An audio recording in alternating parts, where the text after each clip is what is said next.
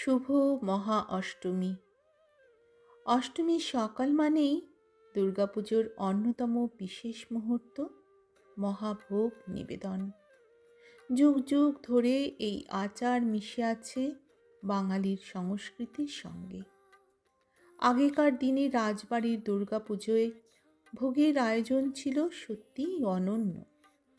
তখন ভোগ মানে শুধু খাওয়া নয়, ছিল একেবারে আধ্যাত্মিক এক আচার। রাজবাড়ির ঠাকুর দালানে মায়ের সামনে সাজানো হতো বিশাল থালায় খিচুড়ি, লাবড়া, বেগুন ভাজা সহ 5 রকমের ভাজি, চাটনি, পায়েস ইত্যাদি। গৃহস্থালীর নারীরা এবং রাঁধুনিরা মিলে এই ভোগ রাঁধতেন, আর সব কিছুই হতো কাঠের আগুনে।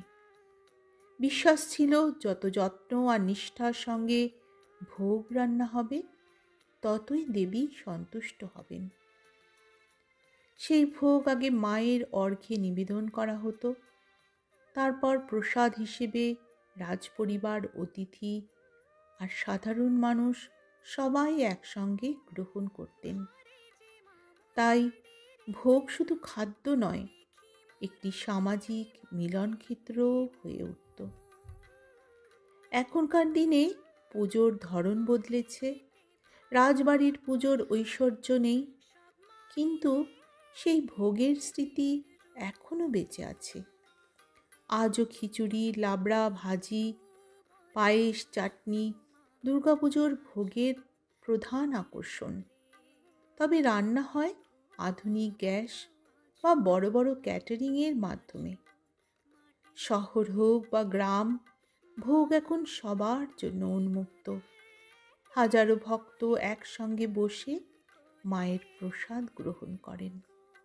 অতীতের আভিজাত্য হয়তো কমেছে, কিন্তু ভোগের আসল মাহাত্ম্য, মায়ের কাছে নিবেদন এবং সবার সঙ্গে ভাগ করে নেওয়া, সেটা আজও অটুট রয়েছে। অষ্টমীর মহাভোগ কেবল খাবার নয়, এটি দেবীর সঙ্গে মানুষের আন্তরিক সম্পর্কের প্রতীক। একসময় মানুষ যেমন মনে করত দেবী মা খুশি হলে সংসার খুশি, আজও এই একই বিশ্বাস বয়ে চলেছে। যুগ পাল্টেছে, কালের ধারা বদলেছে, কিন্তু মহাভোগের মাহাত্ম্য এখনো সমানভাবে আমাদের ভক্তি আর ঐতিহ্যের সেতু বন্ধন হয়ে আছে আজও।